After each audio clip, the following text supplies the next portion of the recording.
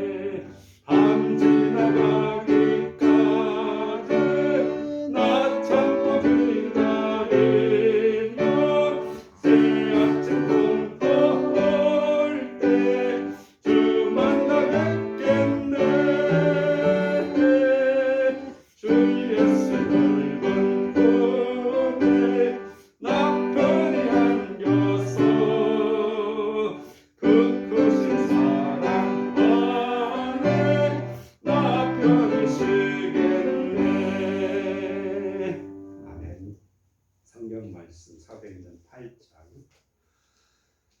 26절에서부터 봅니다. 40절까지 말씀. 사도행전 8장 26절에서 40절까지 말씀을 함께 교독하십니다. 주의 사자가 빌립에게 말하여 이르되 일어나서 남쪽으로 향하여 예루살렘에서 가사로 내려가는 길까지 가라 하니 그 길은 광야라. 일어나 가서 보니 에디오피아 사람 곧 에디오피아 여왕 간다게 모든 국고를 맡은 바인 예수가 예배하러 예루살렘에 왔다가 돌아가는데 수레를 타고 선지자 이사야의 글을 읽더라. 성령이 빌립더러 이르시되 이 수레와 가까이 나아가라 하시더라. 빌립이 달려가서 선지자 이사야의 글 읽는 것을 듣고 말하되 읽는 것을 깨닫느냐. 대답하되 지도해 주는 사람이 없으니 어찌 깨달을 수 있느냐 하고 빌립을 청하여 술에 열라 같이 앉으라 읽는 하니라. 성경 구절은 이것이니 일러스되 그가 도살자에게로 가는 양과 같이 끌려갔고 털 깎는 자 앞에 있는 어린 양이 조용함과 같이 그의 입을 열지 아니하였도다. 빌립을 당할 때 공정한 재판도 받지 못하였으니 누가 그의 세대를 말하리요. 그의 생명이 땅에서 빼앗던 일을 다 하였거늘. 그 내시가 빌립에게 말하되 청컨대 내가 묻노니 선지자가 이 말한 것이 누구를 가리킴이냐 자기를 가리킴이냐 타인을 가리킴이냐. 빌립이 입을 열어 이 글에서 시작하여 예수를 가르쳐 복음을 전하니 길 가다가 물 있는 곳에 이르러 그 내시가 말하되 보라 물이 세대가 침례받음에 무슨 거리낌이 있느냐. 이에 명하여 수레를 멈추고 빌립과 내시가 둘 다 물에 내려가 빌립이 침례를 받고 둘이 물에서 올라올새 주의 영이 빌립을 이끌어 간지라 내시는 기쁘게 길을 가므로 그를 다시 보지 못하니라.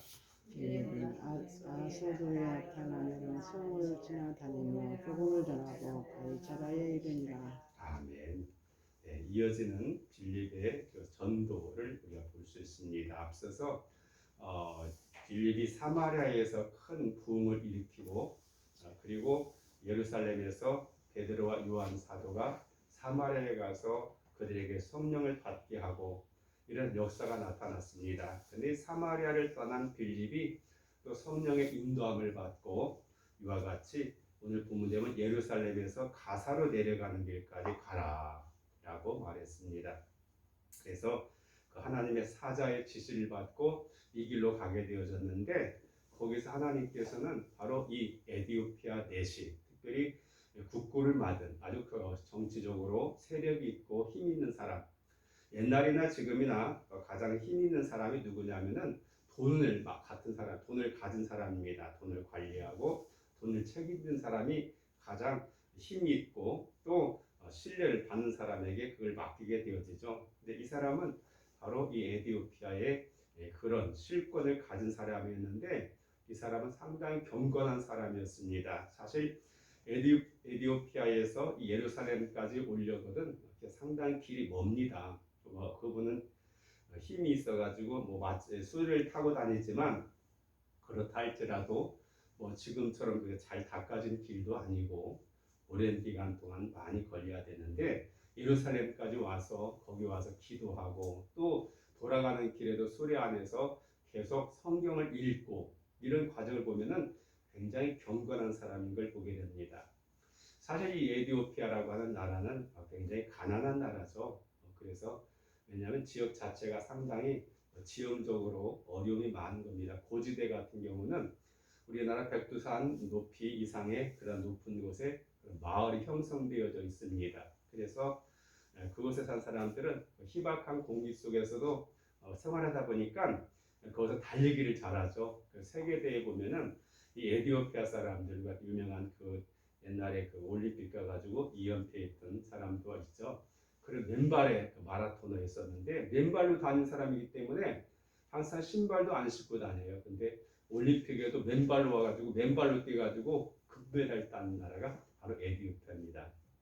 근데 일찌감치 에디오피아에는 그 솔로몬 시대 에디오피아에서 그곳에 와가지고 갔던 그런 것이 있었는지 몰라도 기독교를 일찌감치 받아들였습니다. 그래서 거기 보면은요, 그 유명한 성전이 몇 개가 있어요. 어떤 성전이냐면은 거기는 이런 큰 바위 덩어리가 이제 집안이 바위인데 그 땅을 갖다가 바위를 갖다 파가지고 조각 내가지고 성전을 갖다 만들었어요.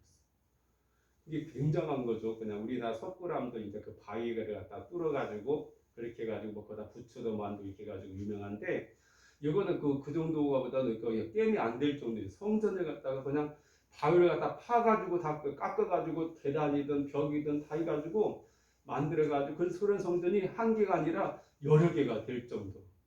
완전히 그렇게 만든 것입니다. 그래서 아주 그 아프리카에서 정말로 다 요즘에도 이슬람으로 다 넘어갔는데 이 에티오피아는 기독교 국가로서 있었고 그다음에 특히 우리나라의 6.25 전쟁이 일어났을 때도 가난한 나라에서 파병을 했습니다. 근데 파병할 때 누굴 했냐면은 그 나라에서 가장 강대한 군사들이죠.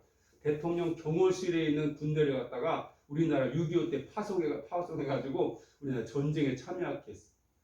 이게 상당히 그런 괜찮은 나라 같아요. 가난하긴 하지만 상당히 의리도 있고, 그래서 우리나라도 그 나라를 돕기 위해서 여러 가지 우리가 가는데 새마을 운동 같은 것도 하게 되어지고 이러저러 경제 발전하기 위해서 많이 합니다. 뭐 우물도 파주기도 하고 많이 하는데, 어쨌든 그런 기독교로 아주 그런 신실한 그런 나라 가운데 하나인데, 오늘 이 사람은 지금 사도행전이니까 교회가 이제 막 시작한 그런 시대입니다. 그런데도 이 사람은 그 에티오피아에서 예루살렘까지 와가지고 예배드리고 다시금 돌아가는 그런 길에 하나님께서 이 사람을 눈여겨본 것 같아요. 그래서 일부러 빌립에게 그에게 가라고 말씀하고 있죠. 여기 보면은 예루살렘에서 가사로 가는 길. 왜냐하면 사실 이스라엘 백성들이 찾아오고 있는 그런 지역은요, 산악지대가 많아가지고 길이 안 좋아요. 이제 원래는 이제 이 중동에서 이 아프리카로 가는 길이 있습니다. 몇 개 길이 있는데 가장 좋은 길은 해변가는 그 산이 별로 없잖아요. 평평하니까 그것을 왕의 대로라고 해가지고 무역로가 있습니다. 그래서 좋은 것을 누가 차지하고 있었냐? 오래전부터 그 블레셋 사람들이 힘이 세니까요. 그 지역을 딱 차지하고 있어가지고 그 통로에서 있으면서 이제 상인들이나 이런 사람들이 돈을 받는 거죠. 그 통행료를 다 받으면서 있는 것이. 근데 이스라엘은 그것이 아니에요. 그냥 이쪽 산악지대 가지고 복잡한 그런 지역에 차지할 수밖에 없었습니다. 그래서 이 가사로 내려가는 가사는 바로 그 해변 쪽에 있는 그런 지역이죠. 마차를 타고 가려면 길이 좋은데 가야 되기 때문에 이 사람은 그리로 가는 길에 그곳으로 가라고 명령해가지고 갔습니다. 근데 바로 27절에 소개되고 있죠. 에디오피아의 사람 곧 에디오피아 여왕 간닥의 모든 국고를 맡은 관리 내시가 예비하러 예루살렘에 왔다. 와. 국고를 맡은 사람이니까 얼마나 바쁘겠습니까? 지휘도 높고. 그런데 그런 바쁜 와중에서 이 예루살렘까지 왔다 가려면 이 왔다 갔다는 거리만 하더라도 굉장히 많이 걸릴 수밖에 없어요. 지금처럼 비행기 타고 가고 자동차 타고 가는 시대가 아니라서. 그런데도 예배를 드리려 거기까지 일부러 와가지고 갔다. 그런데 바로 28절에 우리가 눈여겨볼 수 있는 것, 수레를 타고 선지자 이사야를 읽더라. 여러분 아는 것처럼 지금 성경처럼 성경 이렇게 되어 있는 성경이 아닌 이 시대는 두루마리로 돼가지고 이 양피지가 그래가지고 가줄 갖다가 이렇게 얇게 펴가지고 거기다가 쓴 것이기 때문에 이걸 만화 이사야 성경 하더라도 전에 전도대학에서 그 핵불이 할 때 그 어떤 분이 그걸 가져오셨더라고. 일부러 그 옛날에 이사야서에 나오는 것인데 그 두께가 막 그 말아가지고도 이 정도 돼요. 그냥 이사야서 한 권만 가지고도 이렇게 돼요. 그래가지고 그걸 갖다가 이 정도 되는 것을 갖다가 가져와가지고 보여주고 있는데 그거 왜냐면 하나씩은 다 써야 되니까 그게 두꺼워요. 근데 이 사람은 돈이 있으니까 그랬죠. 일반 사람도 성경 사지도 못해. 비싸가지고 사지도 못하는데 그걸 읽고 가는 거예요. 근데 중요한 건 성경 읽는 것이 중요한 게 아니라 여기 보면은 성령이 빌립더러 이르되 이 수레로 가까이 나아가라. 하나님께서 일일이 사실은 거기 가면 내심만 산 게 아니라 경호원들도 있을 거 아니에요. 이 높은 사람이니까 시중 든 사람도 있을 것이고 함부로 접근하기도 어려웠을 것 같아요. 그런데 가까이 가라니가 갔습니다. 그랬더니 선지자 이사야의 글을 읽는 것이에요. 이때 선지자 이사야의 글을 읽는 것에 갖다 무슨 것을 된 히브리어로 했는데 헬라어는 모르겠습니다만은 이때 당시 이미 히브리어 성경을 갖다가 헬라어로 번역을 했었습니다. 그래서 70인역으로 해가지고 그 유명한 그 아프리카 그쪽에서 70명의 히브리어 학자들이 모여가지고 성경을 헬라어로 번역을 했어요. 왜냐하면 당시에 세계 공통어가 바로 헬라어이기 때문에 노마자 비슷한데 그렇게 해가지고 그걸 읽습니다. 근데 이제 말하죠. 물어봅니다. 그걸 읽는데 깨달아지냐? 라고 말하는 거예요. 깨달아지냐? 참 그렇잖아요. 여러분 성경 읽어보면 아시지만은 이게 스토리식으로 돼가지고 된 것은 그냥 그런갑다 하는데 사실 성경이 쉽진 않거든요. 특히 이사야서 같은 데는 예언서이기 때문에 상징적인 것도 많고 뭔가 의미가 감춰진 은유 같은 것도 있고 비유 같은 것도 쉽지 않습니다. 그랬더니 그가 31절에 대답합니다. 지도해 주는 사람이 없이 오직 깨달을 수 있느냐라고 말하면서 빌립을 처음에 술에 올라오게 만들어가지고 자세하게 물어보는 걸 통해서 그래요, 우리가 이 진리라고 하는 것이요, 그냥 저절로 하나에서 뚝 떨어진 게 아니라 우리가 찾고 만나고 계속 궁구하는 그런 관심도가 있을 때 진리를 알게 되어지는 것 같아요. 믿음도 마찬가지고 하나님에 대해도 마찬가지고 저절로 세월이 가면 되는 게 아니라 우리가 계속 관심을 가지고 궁금해하고 또 의문도 품고 그래서 하나님께 기도도 하고 이게 해야지 그것이 깨달아지고 믿음이 성숙이 이루어지고 뭔가 변화가 일어나지, 가만히 있으면 그냥 그 자리에 그냥 멈추어져 있는 것이 맞는 것 같아요. 근데 그가 읽는 성경 구절이 소개되고 있죠. 32절에 보면은 그가 도살자에게 가는 양과 같이 끌려갔고 털 깎는 자 앞에는 어린 양이 조용한 같이 그의 입을 열지 아니하였도다. 그가 굴욕을 당했을 때 공정한 재판도 받지 못하였으니 누가 그의 세대를 말하리요. 그의 생명이 땅에서 빼앗기기로다. 문장적으로 보면은 굉장히 어떤 느낌이 들어요? 좀 슬프고 그렇잖아요. 가련하고 이러면 안 되는 거 아니에요? 그가 도살자에게 가는 양같이 죽으러 가는 거예요. 도살들 털 깎는 데 끌려가는 양같이 조용하고 입도 안 벌리고 굴욕을 당할 때 공정한 재판도 받지 못했고 그의 생명이 땅에서 빼앗깁니다. 그렇게 죽어간다고 하니까 도대체 이게 또 누굴 가리키는 것인가 궁금한 거죠. 이사야가 썼다고 하니까 이사야 선지자가 그렇게 그랬는가, 아니면 또 누구 어떤 사람을 가리켜서 이런 것이 됐는가 해가지고 궁금하게 많은 거죠. 그래서 34절에 거기에 대한 질문합니다. 내시가 빌립에게 청하되 내가 묻는 이 선지자가 이 말한 것이 누구를 가리킴이냐, 자기를 가리킴이냐, 타인을 가리킴이냐, 이게 가장 궁금한 거예요. 도대체 이렇게 억울한 일을 당하는 그 사람이 도대체 누구냐, 왜 이렇게 억울함을 당하냐. 아니 하다못해 재판이라도 제대로 받고 해가지고 죄가 드러나서 잘못되거나 벌 받으면 뭐 그렇잖아요. 잘못된 사람 벌 받는 거 당연한 거지. 근데 이 그렇지도 말도 하지 않고 그냥 억울하게 그렇게 죽어가는데 그냥 침묵으로 일관하고 그렇게 죽는다니 도대체 이게 무슨 일인지 성경이 이렇게 기록했는가, 이게 궁금했어요. 그래서 이제 바로 35절을 짧게 있지만 사실 가장 긴 시간이 많이 걸렸을 것 같아요.